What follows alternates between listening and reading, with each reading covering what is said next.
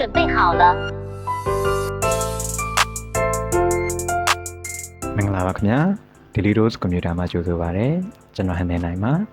ဒီသင်ခန်းစာလေးမှာတော့ Microsoft Excel မှာ sortency တဲ့အပိုင်းလေးကိုလေ့လာရမှာဖြစ်ပါတယ်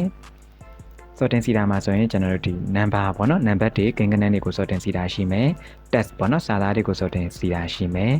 ပြီးတော့စာသားတွေနဲ့ဒီ number တွေကိုရောပြီးတော့ sortency တာလည်းရှိမယ်ပေါ့နော် advanced sorting ဆိုပြီးတော့လည်းရှိပါသေးတယ်ဒါတွေအားလုံးကိုကျွန်တော်အသေးစိတ်ပြပြပေးသွားမှာဖြစ်ပါတယ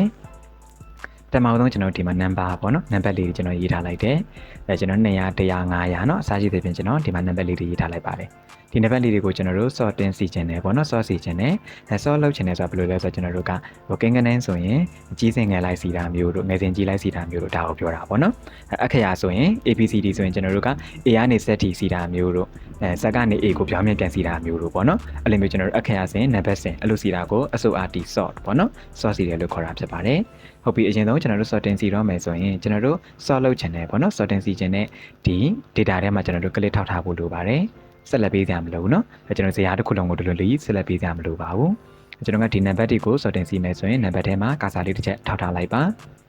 ပြီးတော့ဆိုရင်တော့ကျွန်တော်ဒီ home tab ပေါ့နော်ဒီ home tab ထဲမှာဒီ home tab ထဲမှာတစ်ပတ်အစုံဆုံးလေးမှာကျွန်တော်တို့က editing group ဆိုတာလေးရှိပါတယ်အဲ့ဒီမှာကျွန်တော်တို့က soft filter ဆိုတာလေးရှိတယ် soft filter လေးကိုတစ်ချက်နှိပ်လိုက်ပါဟုတ်ပြီဒီမှာဆိုရင်ကျွန်တော်တို့ဒီမှာsmallest to largest ပေါ့နော်အငယ်ဆုံးကနေအကြီးဆုံးကိုစီမှာလားဒါမှမဟုတ်ဒီအောက်လေးမှာဆိုရင်ကျွန်တော်တို့largest to smallest အကြီးဆုံးကဏ္ဍကနေအငယ်ဆုံးကဏ္ဍကိုစီမှာလားဆိုပြီးတော့ရှိပါတယ်မိမိနဲ့တက်တာနဲ့စီလို့ရတယ်ပေါ့ဥပမာကျွန်တော်တို့ကsmallest to largest ကိုကျွန်တော်နှိပ်လိုက်မယ်နော်နှိပ်လိုက်မယ်ဆိုရင်ဒီမှာကြည့်လိုက်မယ်ကျွန်တော်တို့ခုနကကဏ္ဍလေးကနေပြီးတော့အခုဆိုရင်ငယ်စဉ်ကြည့်လိုက်ဖြစ်သွားတာကိုတွေ့ရမယ်နော်100ကနေစပါတယ်100 200 300 400 500ဆိုပြီးတော့အောက်ဆုံးအကြီးဆုံးဒီသူအငယ်ဆုံးကနေပြီးတော့အကြီးဆုံးကိုစီးသွားတာဖြစ်ပါတယ်ဒါကတော့ကျွန်တော်တို့ငယ်စဉ်ကြည့်လိုက်စီတာပေါ့နော်ဟုတ်ပြီနော်ကြီးစင်ကလိုက်စီခြင်းလည်းစီလို့ရပါတယ်ဟုတ်ပြီဒါကတော့ကျွန်တော် number လေးတွေကိုစီတာပေါ့ပြီးတော့ကျွန်တော်တို့ဒီဘက်မှာ number နဲ့စင်တူပဲเนาะဟိုလာစာပဲထားပါတော့เนาะဥပမာကျွန်တော်ဒီ salary ပေါ့เนาะလာစာမှာဆိုရင်ကျွန်တော်ဒီမှာဒေါ်လာ2သိန်းရတယ်เนาะပြီးတော့ဒေါ်လာ1သိန်းခဏလေးကိုကျွန်တော်ဖြောက်တော့ရေးထားလိုက်တယ်ပေါ့အဲ့ဒီကနေမှကျွန်တော်တို့ကခဏလေးကိုဒီလာစာကိုအကြီးဆုံးကနေအငယ်ဆုံးပေါ့เนาะဒါမှမဟုတ်ကျွန်တော်တို့အနည်းဆုံးကနေအများဆုံးကနေအနည်းဆုံး sort စီခြင်းနေဆိုရင်ကျွန်တော်တို့ဘယ်လိုလုပ်ရမလဲဆိုတော့ data ထဲမှာကာစာချထားလိုက်ပါပြီးရင်ကျွန်တော်ဒီ home tab ပေါ့เนาะ home tab ထဲကနေကျွန်တော်ဒီဘက်အစွန်ဆုံးလေးက sort and filter ကိုတစ်ချက်နှိပ်ပါမယ်ဒီမှာကျွန်တော်နှစ်သက်တာနဲ့စီလို့ရတယ်ပေါ့ smallest to largest လား largest to smallest လားအဲကျွန်တော်ကအများဆုံးကနေစီခြင်းနေဆိုရင်တော့ largest to smallest လေးကိုတစ်ချက်ရွေးပေးလိုက်ပါဟုတ်ပြီ so largest to smallest ကိုတစ်ချက်နှိပ်လိုက်ပါမယ်ဒါဆိုရင်ကျွန်တော်လာစာအများဆုံး7သိန်းကနေပြီးတော့တဖြည်းဖြည်းနဲ့နည်းလာမယ်ပေါ့နော်9သိန်း6သိန်း5သိန်းဆိုပြီးတော့အောက်ဆုံး3သိန်းထိပေါ့နော်ဒါလာစာအများဆုံးကနေအနည်းဆုံးကို sort စီပေးသွားတာကိုတွေ့ရမှာဖြစ်ပါတယ်ဒါကတော့ကျွန်တော်ဒီကိန်းဂဏန်းကိုမှကျွန်တော်ဒီလာစာလေးတွေမှာစီတာပေါ့နော်ဒါလေးကလည်းအရင်သုံးဝင်ပါတယ်ပြီးသွားပြီဆိုရင်ကျွန်တော်တို့ဒီမှာဆိုရင်ဟိုပေါ့ဒီဘက်မှာဆိုရင်တော့ကျွန်တော်တို့ဗာလေးလဲဆိုဟိုဒီကျွန်တော်တို့ test ပေါ့နော်စာသားကိုကျွန်တော်တို့ sort စီတာပေါ့နော်စာသားကို sort စီမယ်ဆိုရင်ကျွန်တော်တို့ကဥပမာအနေနဲ့ဆိုရင်ကျွန်တော်ဒီမှာဆိုရင်ဒီဘက်မှာ name ပေါ့နော်နာမည်လေးမှာကျွန်တော်ဒီလိုလေးနာမည်လေးတွေရေးထားလိုက်တယ်ပြီးတော့ဒီဘက်မှာကျတော့ကျွန်တော်ကလာစာလေးတွေရေးထားလိုက်တယ်ပေါ့ဆိုပြီးတော့လာစာလေးရေးထားလိုက်တယ်အဲ့ဒီခါမျိုးမှာကျွန်တော်က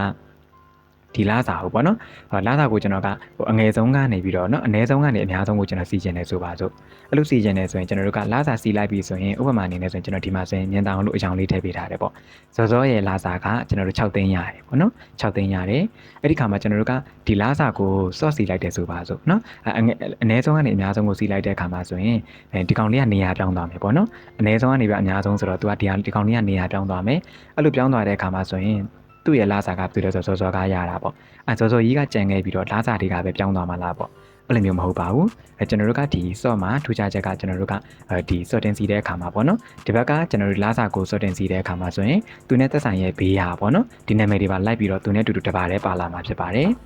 အဲ့လိုမျိုးကျွန်တော်တပါးတည်းပါခြင်းနေဆိုပြီးတော့ဒီလိုမျိုးဇာတ်တစ်ခွက်လုံးကိုဆက်လက်ကြည့်ပေးကြမလို့ပါဘူးနော် sort စီတဲ့အပိုင်းမှာဆိုရင်ကျွန်တော်တို့ကဒီဇာတ်အကွက်ထဲမှာပဲကလေးလေးတစ်ချက်ထောက်ထားရုံပါပဲဟုတ်ပြီနော်ဇာတ်အကွက်ထဲမှာကလေးထောက်ထားလိုက်မယ်ပြီးတော့ကျွန်တော်တို့ဒီမှာ home tab ကိုသွားမယ်ပေါ့နော် home tab ကိုသွားမယ်ပြီးကျွန်တော်ဒီမှာ sort and filter ကိုတစ်ချက်နှိပ်လိုက်မယ်ကျွန်တော်တို့ကလာစာအနည်းဆုံးကနေအများဆုံးဆိုရင် sort smallest to largest ဆိုတာလေးကိုတစ်ချက်နှိပ်ပေးလိုက်မယ်โอเคဒါဆိုရင်ကြည့်လိုက်မယ်နော်လာစာကျွန်တော်3သိန်းကနေပြီးတော့2သိန်း3သိန်းဆိုပြီးတဖြည်းဖြည်းနဲ့များလာတာတွေ့ရမယ်လာစာအနည်းဆုံးကနေအများဆုံးကိုစီလိုက်တယ်ပေါ့အဲ့ဒီခါမှာကျွန်တော်တို့ခုနကပြောခဲ့သလိုပဲလာစာ6သိန်းကစောကရတာနော်ဒီမှာမြင်တောင်လို့ကျွန်တော်အကြောင်းစင်တူလေးထည့်ပေးထားပါတယ်စောဆိုတော့စောကပါတပါးတည်းပါလာတာကိုတွေ့ရမယ် အဲ့လိုပဲကျွန်တော်လာစာ9သိန်းကအောင်ကရတာအောင်ရလာစာဆိုတော့အောင်ကပါတပါးနဲ့ပါလာတာကိုတွေ့ရမယ်ဟုတ်ပြီနော်နာမည်တွေကတည်တံ့ကြံခဲ့ပြီးတော့ဒီ salary ပေါ့နော်ဒီလာစာတွေကတည်တံ့စီးသွားတာမဟုတ်ဘူးနော်ကျွန်တော်ဒီဘေးမှာသူ့မှာရှိနေတဲ့ဘေးကအကွက်တွေကပါတပြိုင်တည်းပါလာတာကိုတွေ့ရမှာဖြစ်ပါတယ်ဒါကတော့ soft ရဲ့ထူးခြားတဲ့လေးပေါ့နော်ဟုတ်ပြီအဲ့ဒါကျွန်တော်တို့ဒါ soft စီတဲ့အပိုင်းလေးပေါ့ဟုတ်ပြီ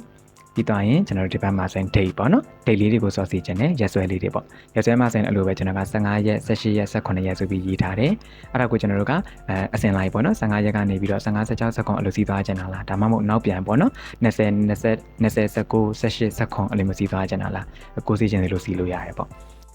့ယခုသင်ခန်းစာလေးကတော့ Computer Basics Online Class ကသင်ခန်းစာလေးပဲဖြစ်ပါတယ်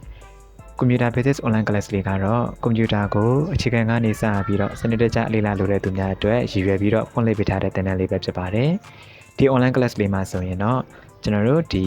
ီကွန်ပျူတာအခြေခံအသုံးပြုပုံကနေစတင်ပြီးတော့လက်တွေ့ရုံးသုံးလုပ်ငန်းသုံးစာသီစာရိုက်သင်ခန်းစာတွေကွန်ပျူတာသင်ခန်းစာတွေများစွာအပါအဝင်သင်ခန်းစာပေါင်း120ကျော်ကိုတနေရာထဲမှာလေ့လာနိုင်မှာဖြစ်ပါတယ်။ဒါကြောင့်မလို့ကွန်ပျူတာကိုအခြေခံကနေစပြီးတော့စနစ်တကျလေ့လာလိုတဲ့သူများအတွက်ဒီသင်တန်းလေးကိုလာရောက်ပြီးတက်ဖို့ကိုလည်းဖိတ်ခေါ်အပ်ပါတယ်။သင်တန်းအသေးစိတ်ကိုတော့ကျွန်တော်ရဲ့ဒီဗီဒီယိုလေးရဲ့ comment လေးမှာကျွန်တော်ရေးပေးထားပါတယ်။ပင်လေးလုပ်ပေးထားရတယ်ပေါ့နော်။အဲ့ဒီမှာကျွန်တော်အသေးစိတ်ဖတ်လို့ရပါတယ်။ပြီးတော့ကျွန်တော်တို့ဒီဆက်သွယ်လို့ရမယ့် page messenger ကျွန်တော်ဒီ link လေးကိုလည်းချပေးထားပါတယ်။အဲ့ဒီကိုလည်းလာရောက်ပြီးတော့အသေးစိတ်မေးမြန်းနိုင်ပါတယ်။ပြီးတော့ဖုန်းနံပါတ်ကိုလည်းဆက်သွယ်ပြီးတော့လည်းအသေးစိတ်မေးမြန်းနိုင်တာဖြစ်ပါတယ်။ဒါကြောင့်မလို့ကျွန်တော်တို့ဒီကွန်ပျူတာကိုအခြေခံကနေစပြီးတော့ဗမာနိုင်ငံနဲ့လေ့လာလေးပဲသူတွေအတွက်ဒီသင်တန်းလေးကတော့ဒီပေါ့နော်မဖြစ်မနေနဲ့တက်ရောက်တဲ့သင်တန်းလေးပဲဖြစ်ပါတယ်။ဒါကြောင့်မလို့အားလုံးကိုဖိတ်ခေါ်အပ်ပါတယ်။အဲ့လိုစီခြင်းနဲ့ဆိုရင်ကျွန်တော်ဒီအကွက်ထဲမှာကလေးတစ်ချက်ထောက်ထားလိုက်မယ်။ပြီးတော့ရင်ကျွန်တော်တို့ဒီ home tab ကိုပဲတွားမယ်ပေါ့နော်။ home tab ကိုပဲတွားမယ်။ပြီးကျွန်တော်ဒီမှာ sound and filter လေးကိုတစ်ချက်နှိပ်လိုက်မယ်။နောက်ပြီးကျွန်တော်ဒီမှာ soft orders to ledgers ပေါ့နော်ကျွန်တော်ခုနပြောသလိုဒီorders ကနေပြီးတော့ကျွန်တော်တို့ဒီ new ပေါ့နော်15 16 19အလိုစီသွားခြင်းနဲ့ဒါကိုရွေးရမယ်အဲ့လိုမှပဲကျွန်တော်နောက်ပြန်စီခြင်းနဲ့ဆိုရင်တော့ soft newest to orders ကိုကျွန်တော်ရွေးရမယ်ပေါ့ကျွန်တော်တို့ကဒီ15 16 19ဆိုအစဉ်လိုက်စီခြင်းနဲ့ဆိုရင်soft orders to ledgers လေးကိုတစ်ချက်နှိပ်ပေးလိုက်မယ်ဒါဆိုရင်ဒီမှာကြည့်လိုက်မယ်နော်ကျွန်တော်ဒီမှာ15ရက်လာမယ်16ရက်18ရက်18ရက်ဆိုပြီးတော့အစဉ်လိုက်စီသွားတာကိုတွေ့ရမယ်ဟုတ်ပြီဒါကတော့ကျွန်တော်တို့ dates ပေါ့နော်ရက်စွဲလေးတွေကိုစောတင်စီတဲ့အပိုင်းလေးပဲဖြစ်ပါတယ်ဟုတ်ပြီ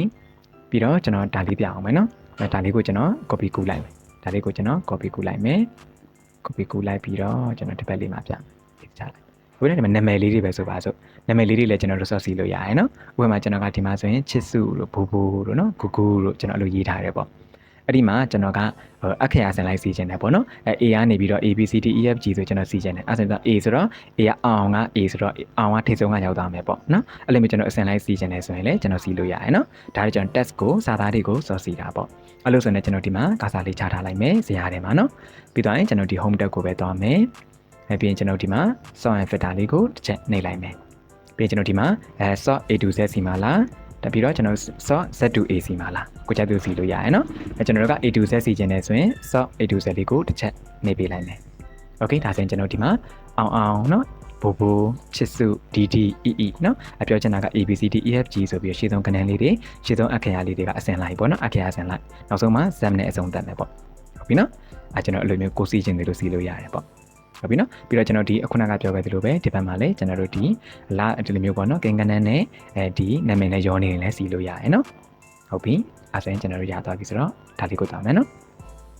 ဟုတ်ပြီဒီမှာဒီပိုင်းလေးကတော့ကျွန်တော်ပါလေးလဲဆိုတော့ဒီ source စီတာကိုကျွန်တော်တို့ကကိန်းကဏ္ဍနေစာသားတွေနဲ့မစီတော့ဘူးပေါ့နော်အရောင်လေးနဲ့စီမယ်ပေါ့နော်ကာလာလေးနဲ့ကျွန်တော်တို့ source စီချင်တယ်အဲ့လိုဆိုရင်လည်းကျွန်တော်တို့စီလို့ရပါတယ်ဒါပေမဲ့သူ့ကိုတော့ကျွန်တော်တို့က advanced source ကိုသုံးပေးရမယ်ပေါ့နော်တာမန် source နဲ့မရတော့ပါဘူး advanced source ပေါ့ဟုတ်ပြီအဲ့ဒါကျွန်တော်တို့ဒီမှာဆိုရင်ကျွန်တော်ဒီမှာအရောင်လေးတွေရှိရယ်နော်အဝါရောင်လေးရှိမယ်အစိမ်းရောင်လေးရှိမယ်နော်အပြာရောင်လေးရှိမယ်အနီရောင်လေးရှိမယ်ပေါ့ဟိုဒါကိုကျွန်တော်အရောင်လေးနဲ့ source စီချင်တယ်ဆိုရင်စီလို့ရတယ်ပေါ့ဟုတ်ပြီနော်ကျွန်တော်ဒီအကွက်ထဲမှာဇာတ်ထဲမှာကျွန်တော်တို့ click တစ်ချက်ထောက်ထားလိုက်မယ်ပြီးရင်ကျွန်တော်တို့ကဒီ data tab ပေါ့နော် data tab လေးကိုတစ်ချက်နှိပ်လိုက်မယ်ဟုတ်ပြီပြီးရင်ကျွန်တော်ဒီမှာ sort and filter ဆိုတဲ့ဒီ group လေးရှိတယ်အဲ့ဒီမှာကျွန်တော် sort ပေါ့နော် sort လေးကိုတစ်ချက်နှိပ်လိုက်မယ်ဒါကျွန်တော်ဒီမှာ box လေးကြာလာလိမ့်မယ်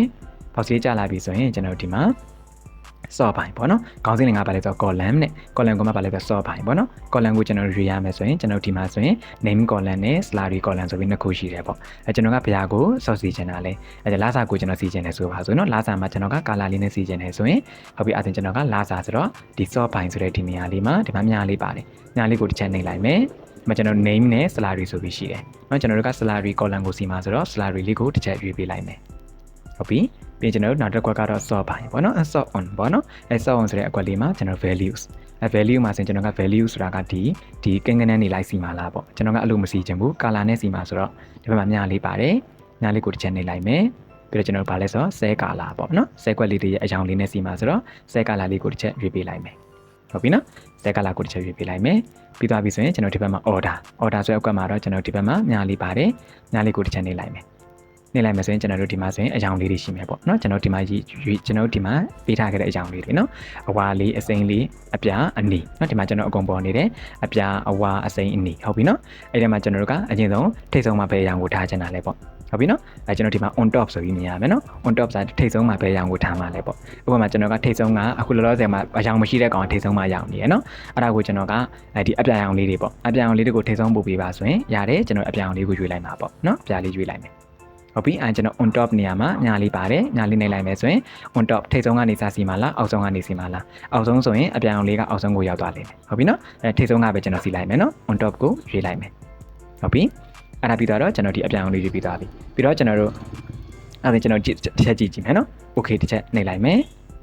okay ဒါဆိုရင်ကြည့်လိုက်ပါကျွန်တော်ဒီမှာ on top ဆိုတော့ထိပ်ဆုံးလေးမှာအပြောင်လေးရောက်သွားတော့ကိုတွေ့ရမယ်နော်အပြောင်ကိုမှသူကလာစာကိုကြီးစင်ကလည်းလေးစီပေးသွားသေးတယ်နော်၄သိန်းပြီးမှ၅သိန်းလာတယ်ဟုတ်ပြီနော်အပြောင်လေးကထိဆုံးရောက်သွားပြီဟုတ်ပြီအဲ့လိုပဲကျွန်တော်တို့ကအပြောင်ပြီးတော့နောက်ထပ်တခြားရောင်တွေစတိုက်စီသွားခြင်းနဲ့ဆိုရင်လည်းစီလို့ရတယ်နော်ကာစာလေးတစ်ချက်ထောက်ထားပါ data tab ကိုသွားပါကျွန်တော်ဒီ solid လေးကိုတစ်ချက်နှိပ်မယ်ဟုတ်ပြီအဲ့ကမှကျွန်တော်ကဒီမှာ add level ဆိုတာလေးရှိတယ် add level လေးကိုတစ်ချက်နှိပ်ပါမယ်ပြီးကျွန်တော်တို့ဒီမှာဒန်းပိုင်ဆိုတဲ့ဒီနေရာလေးမှာဒီမြားလေးကိုတစ်ချက်နှိပ်ပြီးတော့ equal salary column ကိုရွေးလိုက်မယ်ဟုတ်ပြီဒီမှာ value နေရာမှာမြားလေးကိုနှိပ်လိုက်ပြီးတော့ cell color ကိုတစ်ချက်ရွေးပါမယ်ဟုတ်ပြီno cell color ပေါ့နော် no cell color မှာမြားလေးကိုတစ်ချက်နှိပ်ပြီးတော့အပြာပြီးတော့ဗာလေးကိုစီချင်တာလဲဆိုတော့ကျွန်တော်အပြာပြီးတော့အစိမ်းလေးစီပေးပါပေါ့နော်အစိမ်းလေးလာစီချင်တယ်ဆိုရင်အစိမ်းလေးကိုတစ်ချက်နှိပ်လိုက်မယ်ကျွန်တော် color လေးနဲ့စီတာပြီးတော့ရင်ကျွန်တော်တို့အစိမ်းပြီးတော့ဗာလာမလဲဆိုတော့အဝါလေးလာပေးပါပေါ့နော်အဝါလာပေးပါဆိုရင်ကျွန်တော် add level ကိုတစ်ချက်နှိပ်မယ်ဟုတ်ပြီဒီမှာကျွန်တော် salary ကိုရွေးပါတယ်ဒီနေရာလေးမှာ cell color ကိုရွေးပါတယ်ဒီ color လေးမှာတော့ကျွန်တော်ကအဝါလေးလာစေချင်တာဆိုတော့အဝါလေးကိုရွေးပါတယ်ဒါဆိုကျွန်တော်အပြာလေးလာမယ်အပြာပြီးရင်အစိမ်းလေးလာမယ်အစိမ်းလေးပြီးရင်အဝါလေးလာမယ်နော်အဲ့လိုလေးစီးသွားမှာပေါ့ပြီးရင်နောက်ဆုံးမှာအနီလေးလာစေချင်တယ်ဆိုရင် add level ကိုနှိပ်မယ်ကျွန်တော်ဒီမှာ salary column လေးကိုရွေးပါတယ်ဒီ value လေးမှာ cell color ကိုရွေးပါတယ် color မှာတော့ကျွန်တော်အနီလေးလာမယ်ပေါ့ဟုတ်ပြီနော်ဒါဆိုကျွန်တော်ဒီမှာပြထားတဲ့အတိုင်းနော်အပြာအနီအဝါအပြာအစိမ်းအဝါအနီဆိုပြီးစီးသွားပေးပါလိမ့်မယ်ပြီးရင် okay လေးတစ်ချက်နှိပ်လိုက်မယ်okay ဒါသင်ကြည့်လိုက်မယ်နော်ကျွန်တော်ဒီအပြာရောင်လေးလာပါတယ်ပြီးတော့အစိမ်းရောင်လေးလာပါတယ်ပြီးတော့အဝါလေးလာပါတယ်ပြီးတော့အနီလာပါတယ်အဲ့ဒါတွေအားလုံးပြီးသွားတော့မှအရောင်မပါတဲ့ကောင်လေးကလာတယ်ပေါ့ဟုတ်ပြီနော်ကျွန်တော်ဒါကိုဒီ advanced sort နဲ့ပေါ့နော်ကျွန်တော်တို့တွေ color လေးနဲ့စီးသွားတာပေါ့နော် color လေးနဲ့စီးသွားတာဖြစ်ပါတယ်ဒီမှာလဲကျွန်တော်အပေါ်မှာပြခဲ့တဲ့အတိုင်းပဲနော်ဒီဘက်က salary ကိုပြင်လိုက်လို့ဒီဘက်က name တွေကကြံခဲ့တာမဟုတ်ဘူးနော်သူနဲ့သက်ဆိုင်နေတဲ့ဒီ9သိန်းဆိုရင်အောင်ရဲ့ဟာကအောင်ဟာတစ်ခါတည်းပါလာတယ်ပေါ့နော်ဇာတ်တစ်ခုလုံးကိုဒီလိုကြီးဆက်လက်ပေးစရာမလိုဘူးနော်ဟုတ်ပြီနော်ကျွန်တော်ဒီ clip တစ်ချက်ထောက်လိုက်တာနဲ့ရပါတယ်ဒီမှာလည်းအဲ့လိုပဲနော်လာစာ6သိန်းကစောစောကျွန်တော်အကြောင်းလေးနဲ့ညင်သာသွားအောင်လို့နော်တရွယ်တည်းပါလာတယ်ဆိုတာကိုတပါတည်းပါလာတယ်ဆိုတာကိုသိတာအောင်လို့ကျွန်တော်အကြောင်းအစိမ်းလေးနဲ့ပြထားတယ်နော်ဒီမှာတင်6သိန်းနော်စောစောတစ်ခါတည်းပါလာတယ်ဟုတ်ပြီနော်စောစောကြီးကစောနာကလည်းမျိုးအောက်ဆုံးမှာကြံခဲ့တာမျိုးမရှိဘူးနော်ဟုတ်ပြီကျွန်တော်တို့ဒါကတော့ဒီအကြောင်းလေးနဲ့ကျွန်တော် sort တင်စီတာပေါ့နော်နောက်ထပ်ဥပမာလေးကိုသွားပါမယ်ကျွန်တော်ဒီမှာဆိုရင် city ပေါ့နော် city မှာဆိုရင်ကျွန်တော်ကမြို့နာမည်တွေရေးထားတယ်ပြီးတော့ကျွန်တော် age ပေါ့နော်အသက်လေးတွေရေးထားတယ်ပေါ့ဒီတစ်ခါကျတော့ကျွန်တော်တို့ကဒီပေါ့နော် city မှာကျွန်တော်တို့ကအရင်ဆုံး sort တင်စီလိုက်မယ်ပေါ့နော် city မှာကျွန်တော်တို့ကအခရာစင်လိုက် A to Z အရင်ဆုံးစီမယ်စီပြီးသွားပြီဆိုရင်ကျွန်တော်တို့ကအဲ့မြို့တွေကိုစီလိုက်တဲ့အပြင်ကိုကျွန်တော်ကအဲ့မြို့တွေထဲကနေမှအသက်ပေါ့နော်အသက်ကိုကျွန်တော်ကငယ်စဉ်ကြည့်လိုက်ပြန်စီမယ်ပေါ့အဲ့လိုနှစ်ခါစီမှာပေါ့နော်ဟုတ်ပြီကျွန်တော်တို့ဒီဒါလေးကိုကျွန်တော်တစ်ချက်လောက်လုပ်ကြည့်မယ်နော်ဟုတ်ပြီကျွန်တော်ဒီဇာတ်အကွက်ထဲမှာဒီကလစ်လေးထောက်ထားလိုက်မယ်ပြီးကျွန်တော် data tab လေးကိုတစ်ချက်သွားပါမယ် sort လေးကိုတစ်ချက်နှိပ်ပါမယ်ဟုတ်ပြီကျွန်တော်ဒီမှာ sort ပိုင်းနော် sort ပိုင်းဆိုတဲ့ဒီဟာလေးမှာကျွန်တော်ကဒီ city ဆိုတဲ့ column လေးကိုအရင်ဆုံး sort တင်စီမှာဆိုတော့ဒီ sort ပိုင်းရဲ့ဒီများလေးကိုတစ်ချက်နှိပ်လိုက်ပြီးတော့ ကျွန်တော်ဒီမှာ CD ပေါ့နော် CD လေးကိုရွေးလိုက်မယ်ဟုတ်ပြီပြီးတော့ရင်ကျွန်တော်ဒီမှာ sort on မှာ values เนาะဒီ value အတိုင်းပဲစီမှာဆိုတော့ value ကိုကျွန်တော်ရွေးပေးထားမယ်ပြီးရင်ကျွန်တော် A to Z ဟုတ်ပြီနော် order မှာလည်း A to Z အခရာ A to Z ပဲစီမယ်ဟုတ်ပြီအဲ့ဒါပြီးတော့ကျွန်တော်ဒီမှာ at level ကိုတစ်ချက်နေမယ်ဟုတ်ပြီဒီတစ်ခါပြီးတော့စီမှာကကျွန်တော် attack ပေါ့နော် attack ကိုစီမှာဆိုတော့ဒန်းဖိုင်လေးမှာညာလေးကိုနှိပ်ပြီးတော့ h column လေးကိုရွေးပေးလိုက်မယ်ပြီးကျွန်တော်ဒီမှာ sort on နေရာမှာ values ပဲเนาะပြီးရင်ကျွန်တော်ဒီမှာ smallest to largest အသက်အငယ်ဆုံးကနေအကြီးဆုံးကိုစီမယ်ဟုတ်ပြီအားလေးပြီးတော့ကျွန်တော် okay လေးတစ်ချက်နေလိုက်เนาะ okay နေပါတယ် okay ဒါဆိုရင်ကြည့်လိုက်မယ်ကျွန်တော်ဒီမှာ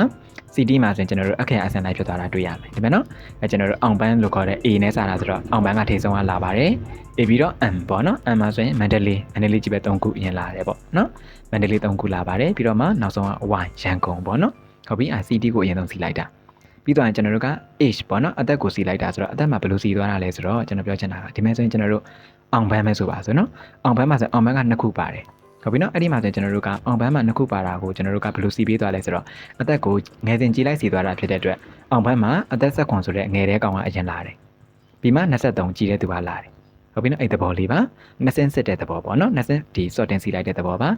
မန္တလေးမှာကျင်ပို့ပြီးထင်ရှားမယ်နော်မန္တလေးမှာဆိုကျွန်တော်တို့ကမန္တလေးမှာ3ယောက်ကြီးတောင်ရှိတယ်ဒါပေမဲ့ကျွန်တော်တို့ကိုဖြစ်သလိုမျိုးမစီထားဘူး H မှာပါကျွန်တော်ကပြန်ပြီးတော့စီထားတာပေါ့နော်အဲ့ဒါကျွန်တော်ကဘယ်လိုလဲဆိုတော့ငယ်စဉ်ကြီးလိုက်ဆိုတဲ့အတိုင်းပဲ19လာတယ်22လာတယ်25လာတယ်ဟုတ်ပြီနော်အဲ့လိုလေးပြောတာပါဒါကျွန်တော်တို့ဒီ20ပြန်ပြီးတော့ sorting စီတာပေါ့နော်ဟုတ်ပြီ CD မှာစီပါတယ်ပြီးတော့မှ H မှာအသက်ကိုငယ်စဉ်ကြီးလိုက်ပြန်စီခိုင်းပါတယ်ဟုတ်ပြီနော်ဒီဟာလေးနဲ့ဆင်တူပဲနောက်ထပ်ဥပမာလေးတစ်ခုကတော့ဒီအောက်ကဟာလေးပေါ့နော်ဟုတ်ပြီဒီမှာဆိုရင်ကျွန်တော်တို့ဒီကတော့ကျွန်တော်ကဒီမှာ name ပေါ့နော် name နေရာလေးမှာကျွန်တော်နာမည်လေးတွေရေးထားတယ်အဲ့ဒီမှာကျွန်တော်က name ကိုဒီအခရာအစင်လိုက်ပေါ့နော် A to Z ဆင်မယ်နော် A to Z ဆင်မယ်ပြီးတော့ရင်ကျွန်တော်တို့ကအဲ့အခရာအစင်ထဲမှာကျွန်တော်တို့ကပြီးတော့ရင်မြို့ကိုလည်းပဲကျွန်တော်ကအခရာအစင်လိုက်ပြန်ပြီးစီပေးခြင်းတယ်ပေါ့နော်ခုနကဒီပေါ်ကဇာတ်လေးမှာဆိုရင်ကျွန်တော်တို့ကဒီစာသားလေးတွေနဲ့ H လို့ခေါ်တဲ့အသက်ဆိုတာကိန်းကနန်းပေါ့နော်ကိန်းကနန်းနဲ့ကိုကျွန်တော်တို့က sorting စီတာပေါ့နော်စာသားကိုအရင်ဆုံး sorting စီတယ်ပြီးဆိုမှကျွန်တော်တို့ဒီကိန်းကနန်းကို sorting စီတယ်ပေါ့နော်ဒီတစ်ခါကျွန်တော်တို့ဥပမာလေးကဘယ်လိုလဲဆိုတော့ဒီစာသားချင်း sorting စီမှာပေါ့နော်စာသားတွေကိုအရင်ဆုံး sorting စီတယ်အဲ့ဒီစာသားတွေကနေမှကျွန်တော် test ပေါ့နော်နောက်ထပ်စာသားတစ်ခုကိုထပ်ပြီးတော့ sorting စီမယ်ပေါ့ဟုတ်ပြီနော်ကျွန်တော်တို့ဒီဇာတ်ထဲမှာအရင်ဆုံးကာစာချထားလိုက်မယ်ကျွန်တော် data tab ကိုတွားပါမယ် sort ကိုနှိပ်ပါမယ်ဟုတ်ပြီပြီးကျွန်တော်ဒီမှာ sort column ပေါ့နော် sort ဖိုင်လေးမှာကျွန်တော်အရင်ဆုံးစီမှာက name ပေါ့နော် name column ဆိုတော့ name ကိုတစ်ချက်ရွေးပါမယ်ဟုတ်ပြီ sort on မှာ values ဟုတ်ပြီနော် value ပဲထားမယ် order မှာ A to Z ပဲထားပါမယ်ပြီးကျွန်တော်တို့ at level ကိုတစ်ချက်နှိပ်ပါမယ်ဟုတ်ပြီဒန်းပိုင်မှာများလေးကိုတစ်ချက်နှိပ်ပြီးတော့ဒီတစ်ခါစီမှာကကျွန်တော် CD နော်မြို့ကိုစီမှာဆိုတော့ CD လေးကိုရွေးပါမယ်ဟုတ်ပြီဒီမှာကျွန်တော် values ပဲထားမယ် A to Z ပဲထားမယ်နော် okay လေးနှိပ်လိုက်ပါမယ်ဘယ်လိုဖြစ်သွားမလဲချက်လိုက်ကြည့်မယ်နော် okay နှိပ်လိုက်ပါမယ် okay ဒါဆိုရင်ကြည့်လိုက်ပါကျွန်တော်ဒီမှာ name ကိုအရင်စီလိုက်တာဖြစ်တဲ့အတွက် name မှာဆိုရင်အောင်ဆိုတော့ A ရအရင်လာတယ်နော်ပြီးတော့ကျွန်တော်ဘိုး3ယောက်လာတယ်ပြီးတော့ချစ်စုဂူဂူစောဟုတ်ပြီနော်အခရာဆန်လိုက်စီသွားမယ်ပြီးတော့ကျွန်တော်တို့ကအဲ့ဒီမှာဘာထူးခြားလဲဆိုတော့ name ကိုစီပြီးတော့ကျွန်တော်က CD မှာစီလိုက်တာဖြစ်တဲ့အတွက်အောင်မှာဆို2ယောက်ရှိတယ်ဟုတ်ပြီနော်အောင်မှာဆို2ယောက်ရှိတယ်အောင်ကပထမဆုံး1ယောက်ကမန္တလေးကပထမဆုံး1ယောက်ကအောင်ပန်းကဒါပေမဲ့ကျွန်တော်တို့ကဒီ CD မှာလည်းပဲကျွန်တော်အခရာအစင်လိုက်ပေါ့နော် A to Z စီလိုက်တာဖြစ်တဲ့အတွက် A ဆိုတဲ့ A ကအောင်ပန်းကအရင်ဆုံးလာတယ်ပေါ့နော်ပြီးတော့မှ A ရဲ့နောက်မှာလာတဲ့မန္တလေးကနောက်မှာလာတယ်နော်အဲ့လိုပြောချင်တာပါမန္တလေးကထိတ်ဆုံးကနေမသွားဘူးနော် A ပြီးတော့မှ M လာတယ်ဟုတ်ပြီနော်အဲ့လိုပဲကျွန်တော်ဒီဘိုး3ယောက်မှာလည်းတစ်ချက်လောက်ကြည့်ပါဘိုးဒီကြီးပဲစီလိုက်တာဟုတ်ပဲမဲ့ဒီဘက်မှာကျွန်တော်တို့ဘိုးက3ယောက်မှာဆိုရင် A ကအရင်ဆုံးလာပါတယ်ပြီးတော့မှ M လာတယ်ပြီးတော့မှနောက်ဆုံးက Y နိုး Z တို့ကလာတယ်ပေါ့ဟုတ်ပြီနော်ဒါကတော့ကျွန်တော်တို့ဒီစာသားချင်းစော့စီတာပေါ့နော်အရင်ဆုံးဒီဘက်မှာ name ကိုအရင်ဆုံး sorting စီလိုက်တယ်ပြီးတော့မှ CD မှာ sorting စီလိုက်တယ်ဟုတ်ပြီနော်အဲ့ဒါကျွန်တော်တို့ဒီ Microsoft Excel မှာ sorting စီတဲ့အပိုင်းလေး advanced sorting အကြောင်းလေးကိုနားလည်သွားပြီလို့ညွှန်လည်ပါတယ်ဒီသင်ခန်းစာလေးမှာနားမလည်တာရှိမယ်ဆိုရင်လည်း comment လေးမှာရေးကြလို့ရပါတယ်အခုလိုမျိုးအရန်သုံးဝင်တဲ့သင်ခန်းစာတွေကိုလေ့လာဖို့အတွက်လည်းကျွန်တော်ရဲ့ channel လေးကို subscribe လုပ်ထားပေးဖို့လည်းမမေ့ပါနဲ့အားလုံးကိုကျေးဇူးတင်ပါတယ်နောက်သင်ခန်းစာတွေမှာပြန်တွေ့ပါမယ်ကိုစိတ်နှပြကျမ်းမာချမ်းသာကြပါစေခင်ဗျာ